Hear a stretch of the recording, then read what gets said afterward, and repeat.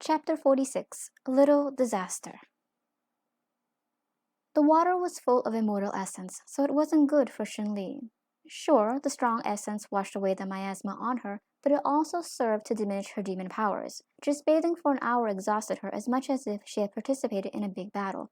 She would have to wait until after the banquet if she wanted to restore her powers. A cold smile appeared on her face. She knew what they were trying to do. By weakening her, she would be less of a threat to them. These hypocritical immortals, they were always on guard even though the demon realm already surrendered. A loud bang came from outside the hall. It was followed by a roar so loud it felt as though the pillars would crack. Li raised a brow. There were monsters in heaven too? She dressed and tied her hair up. Once done, she opened the door in the hall in anticipation of a fun show. A huge white lion stood atop an equally huge rosy cloud.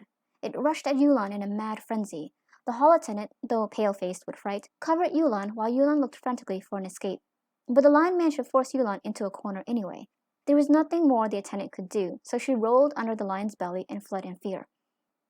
Left all alone, Yulan trembled fearfully. Her lips were pale as she stared blankly at the lion. The lion roared and raised its claw to strike Yulan. Li frowned. She flashed in front of Yulan and blocked its paw with one arm. All she could do was block the attack. She didn't have the strength to push the lion back because her ki foundation was unstable. The essence water had weakened her too much. She and the lion were at a stalemate. Yulan suddenly spoke up from behind her. I do not require the assistance of someone from the demon realm. Okay. Li lowered her arm. Yulan was immediately greeted with the lion's murderous claw. She hadn't expected Li to drop her arm like that. She gasped in fright. The claw stopped abruptly within a hair's width of her cheek. If you want to keep your face, say please. Help doesn't come cheap. Ask for it appropriately. Yulan didn't dare turn her head. She reached blindly out to grab at Li's clothes. Her voice was filled with fear and reluctance. Please, please, I beg of you. This goddess. Li really didn't know what kind of attitude would satisfy her. She laughed to herself a little, then with a low grunt of effort, pushed the lion's arm away while simultaneously grabbing Yulan by the waist and pulling her against her side. Then she jumped over the lion's head and landed some distance behind it. Li looked down at Yulan, who was limp in her embrace. Originally, if you hadn't asked me, I wouldn't have saved you. But we came to the hall together. It would have been too much of a coincidence if something happened. People would have gossiped, and I didn't want that.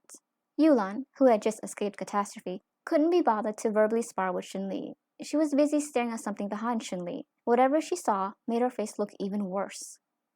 Li turned around. The white lion had already crossed the distance and was about to greet them with its giant claws. Li could have dodged it easily if she wasn't burdened with carrying Yulan. If the attack connected, Li guessed she would suffer pain for a few days. Yulan, on the other hand, probably wouldn't make it. There was no time to think. Li hugged Yulan against her chest and braced for impact from behind. The lion's claw shredded Li's back. Flesh and blood flew against the columns. Yulan screamed in fright. She had never witnessed something so gory in her entire life. The white lion paused as it got ready to swipe a second time. In the break, Li tightened her grip on Yulan. She rolled out of range just in time to escape the second strike. Yulan's hand came away bloody after accidentally touching Li's back. Her lips trembled as she spoke. Are you okay? Li didn't even grimace. It was just a flesh wound. When she saw how the white lion stared at Yulan as it got ready to pounce again, she knew something was up. What did you do? Why is he so angry at you? Yulan didn't answer. She stared mesmerized at the blood on her hand. Li knew she couldn't fight the lion, not after bathing in the water. From her experience fighting animals, she knew they normally retreated if they couldn't win for certain. Her intentions weren't to kill the white lion, just push it back. She would win if she could outbluff it. Yulan, who was behind Li, suddenly felt hot. She looked up in a daze. The glow of light on Li's profile was so enchanting that Yulan momentarily forgot the other person was a woman. Li's eyes flashed red and the air shifted. Yulan thought she heard a phoenix's cry loud and clear across the horizon. The air suddenly felt hot, scorching her body. Not to be outdone, the white lion roared fiercely back. Both kings were vying for dominion. Any of the other immortals who were around had already been pushed back by the hot air. Yulan was the only one who saw the red light engulf Li's eyes completely.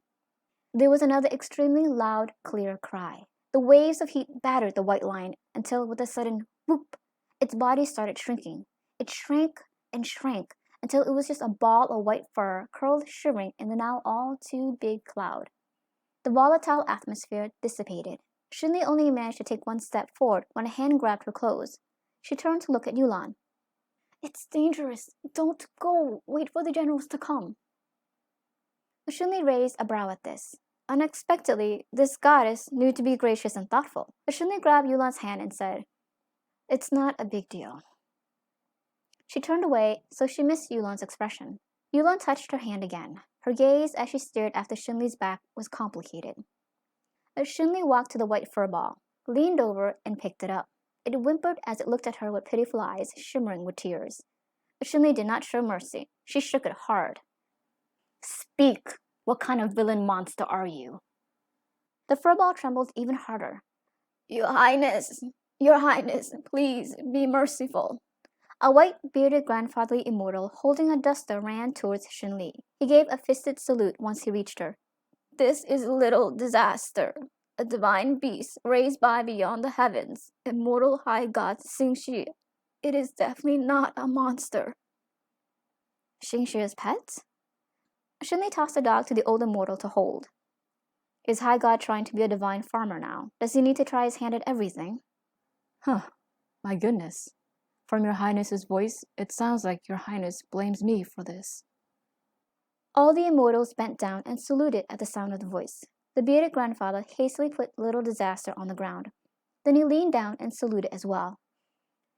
"It was this insignificant immortal's fault." Xingxie stopped to help the grandfather up. Then his gaze shifted to Xunli. "Are you injured?" Xunli fisted her hand and bowed in greeting. "Thanks to the blessing of the gods, it is merely a flesh wound." Though Xingxie managed to keep his emotions in check, he couldn't quite keep his fingers from twitching. He leaned down and picked up Little Disaster, then patted its head. In turn, it rubbed its head against Xingxie like it had been wronged. "What is going on?" Grandfather Whitebeard answered. "Following High God's orders, I brought Little Disaster to the West Court from beyond the heavens. But as soon as we arrived here, Little Disaster began to behave strangely. I could not keep hold of Little Disaster, and he hurt Her Highness and Goddess Lao, so I am to blame for this incident." Xingxie silently looked to Yulan for a moment before speaking. "Little Disaster's sudden madness was not your fault. Send Her Highness back to West Heaven and have someone look at her wounds." He walked to Yulan and helped her up. "Follow me." Yulan nodded. Her face was still very pale. Xunli didn't wait for a heavenly doctor to dress her wounds. Not trusting anyone in heaven, she wrapped her wound and changed her clothes herself. She saw that the bearded grandfather was outside in the backyard. He was about to put Little Disaster on a tether. She stopped him by saying, "Leave him be." He hesitated. "But if he hurts Your Highness again?" "It's useless to tie him down when he's behaving, and the rope won't hold him if he misbehaves. So just save the rope and everyone's time." Besides, Xunli was no fool. How could a divine beast go mad without reason? Since Xingxie went out of his way to speak privately with Yulan, Xunli was reasonably sure it had something to do with the goddess. Yulan was probably at fault somehow. Xunli sighed. It had only been a few days since she arrived, but so much had already happened.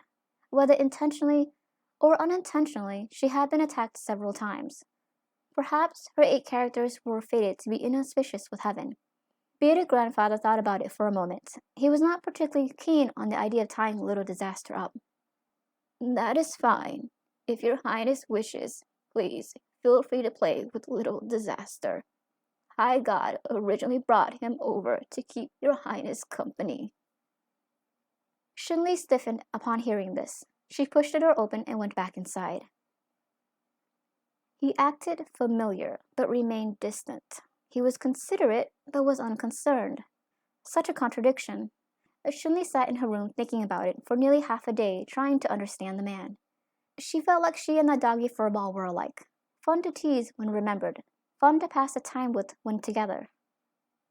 A light knock sounded on her door later that evening. Xunli opened it to find a hot meal on the floor.